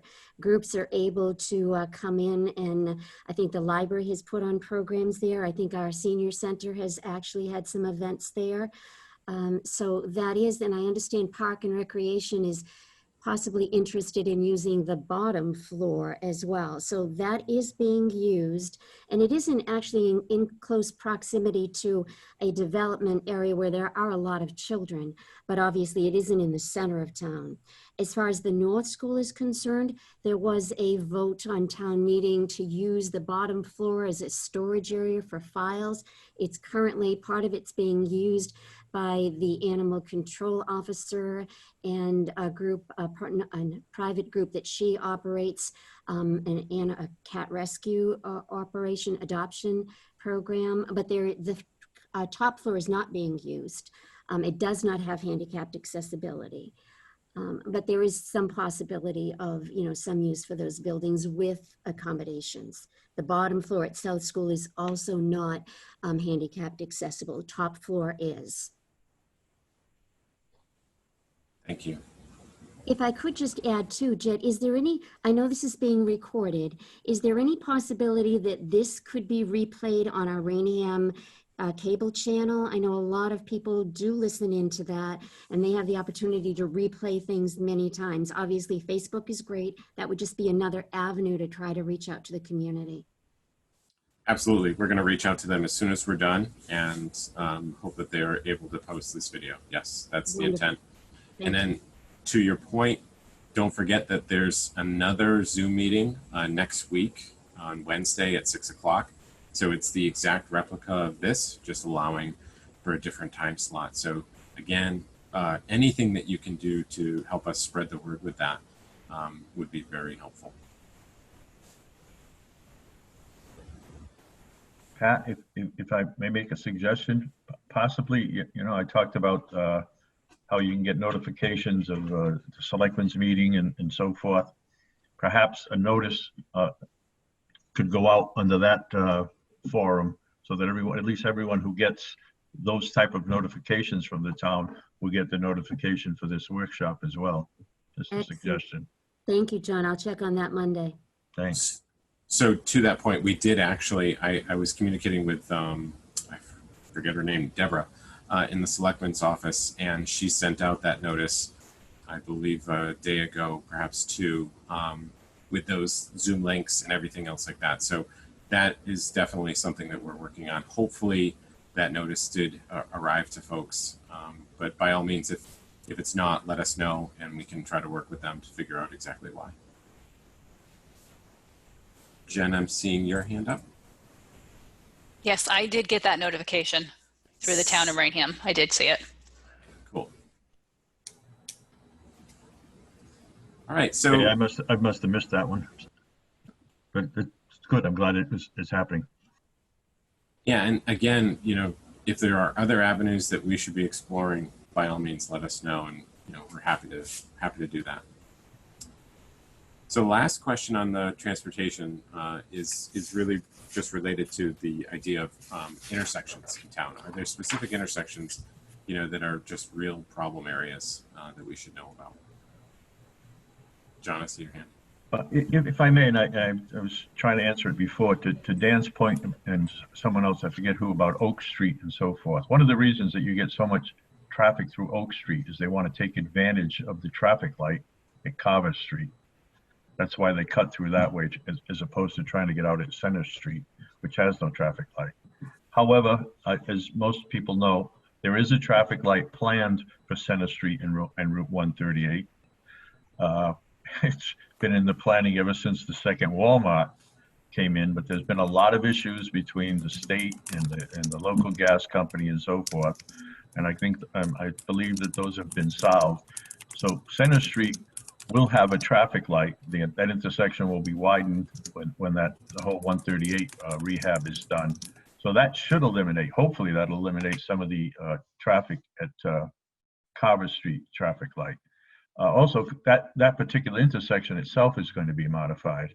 And I guess that intersection is, like Carver Street, is in the top 5 most dangerous or most accident intersection in the state of Massachusetts, which is mind-blowing to me. But hopefully some of that will go away when Center Street has a traffic light as well, because it's difficult to get out of Center Street. King Philip Street used to be, by the way, it used to be a very difficult street to get out of also, but now it has the traffic light.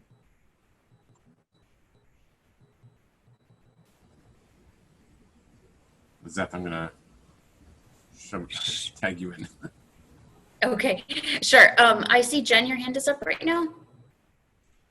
Yeah, to the traffic light at King Philip and 138, that definitely needs to be retimed. It's very difficult if you're coming from trying to go to King Philip Street, take a left to go to 138. It's almost impossible to take that left because of the way the traffic signals are timed.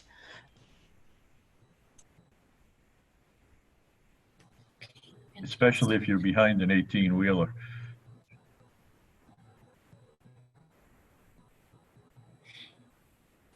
Okay, these are all great comments. Do you guys have any other thoughts on roadways or intersections before we move on? Okay, I don't think I see any.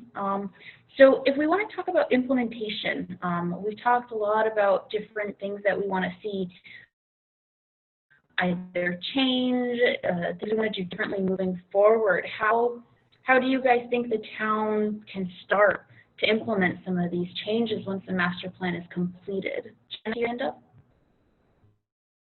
I had a question, and I think I had sent this, Jed. I think you might have responded through email.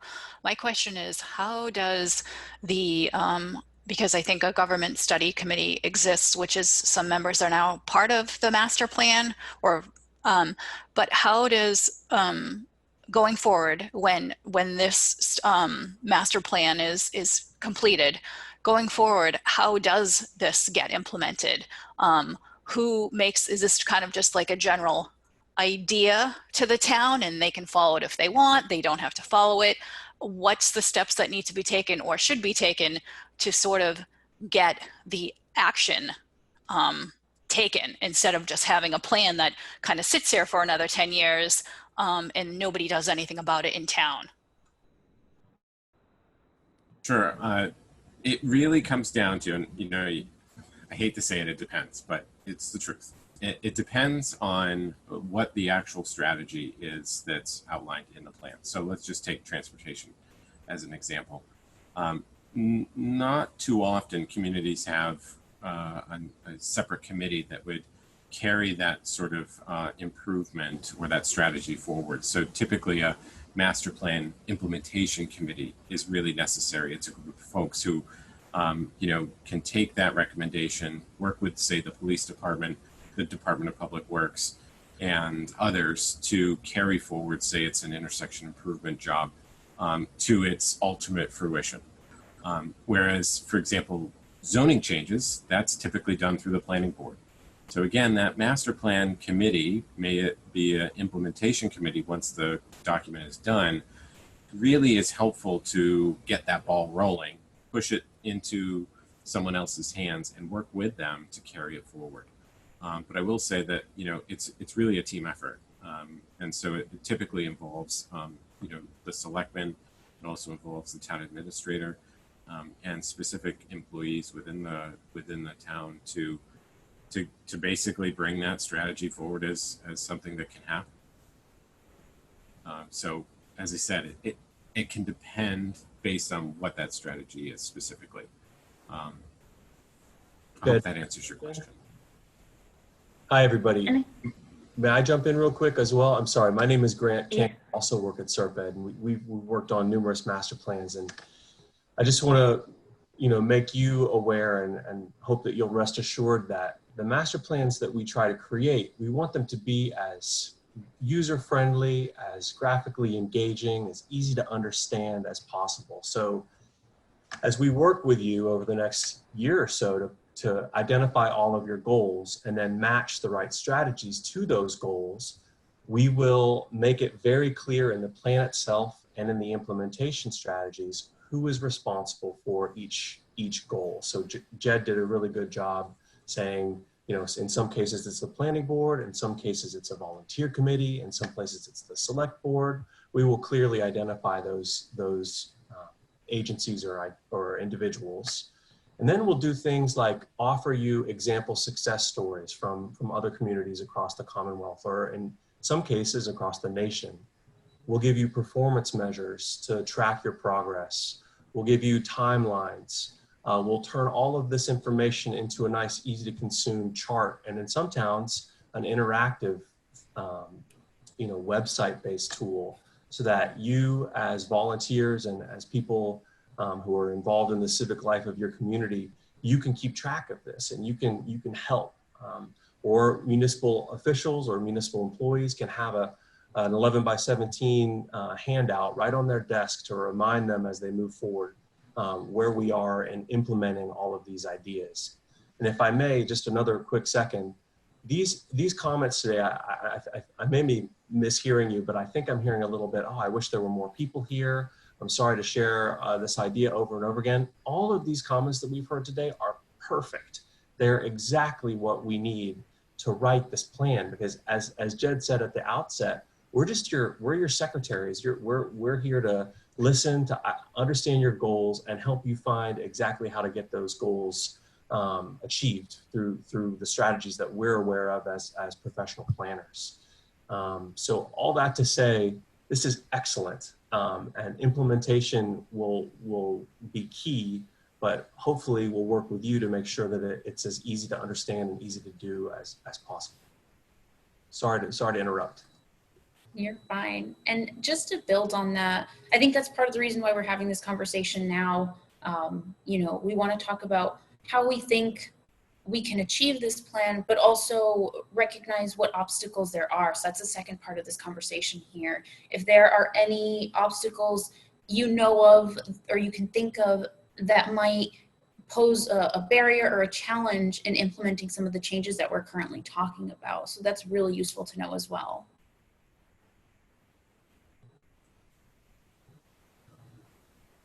Especially, I'm sorry, go ahead. If I could, Liz, if I think part of it might be certain recommendations, proposals might need to go before the town meeting as an article. The Government Study Committee recommended that the Raynham Library become a town department. It went before the annual town meeting that we just had, and it was approved. There's also a recommendation that there be a 5-member instead of a 3-member Board of Selectmen. That's going before the town meeting at a special town meeting on September 14th at 7 o'clock at the Raynham Middle School.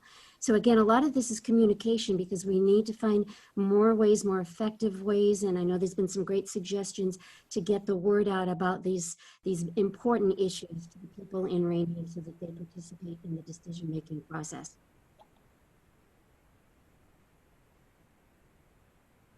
It's a great suggestion. I know people like to feel involved and as though they're being heard, and that's exactly what we want to be able to provide, that forum. So if there are any other comments or thoughts. I just have one question, if I may, and maybe it's available and I just can't see it, or I've just missed it. Where is a list of who is on the master plan committee? I don't know who the other members are. How can I get that information? And by the way, is anyone in this who is in this conversation on that committee besides myself? No. No? So I'm the only one. And how many people are on that committee? I think the final number was 11. We are still, as you know, John, we're still working on setting up our first meeting, and it looks like it may be late next week. So what we're going to try to do, once all of the members have been officially sworn in, we're going to ask that that become part of the town's website, so that, you know, just like the Government Study Committee, you can see who the members are and you can see when the meetings are going to be happening. We're going to be working with the Raynham channel to publicize those meetings so that, you know, folks can participate in that as well. So there is no list right now, is what you're telling me? I don't remember it off the top of my head, but it is formalized. I believe that the selectmen approved it, if not last Monday, the Monday before. But I know that, you know, town administrators on it, Bob is on it, the building inspector. Mm-hmm. Yeah, those I know. Yeah. Member of the finance committee, capital planning, 2 members from the planning board, and there's a few others. I just can't remember off the top of my head, but trust me, that's one of the things that we're focused on, is making sure that everybody knows that that committee exists and how they can interact with those members and with us. That's key.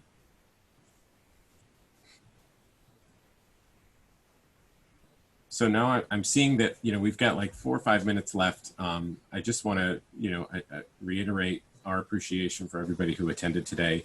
Also just want to make everyone aware, as I did before, that we have another one of these identical sessions Wednesday night at 6 p.m. So by all means, anyone you see today, shake them by the shoulders, let them know that we've got this event coming up. Ask them that they come. Direct them to the project website as well as the Discovery Workshop page, and download that packet that was sent in the chat. It's got your comment card, which you can fill out digitally and just email back to us, as well as the survey, same kind of concept. And don't forget, enter yourself into the raffle giveaway. So the code word is Discovery. Just email, call, or text us with that information. And I do see that Jen's hand is up. I just wanted to say thank you to everybody, and this has just been really great, and thanks for all the information. Thanks for coming. Thank you. Thank you. Yeah, and I just Dan, I see your hand is up. Thank you so much. Yeah, I just, to reiterate the same, I just wanted to say thank you for listening. Thank you for your effort in doing this. Really do appreciate it. And actually, just one thing, you were talking about the raffle. I think that's a great example of a new business in town that we really want to support. But it actually is kind of gets hard to get into there. But I do want people to know who haven't been into there yet, being on, you know, busy Route 44.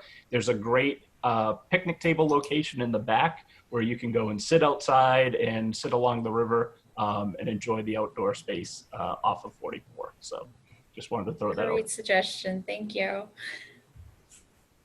And who doesn't like ice cream, right? They have great ice cream too.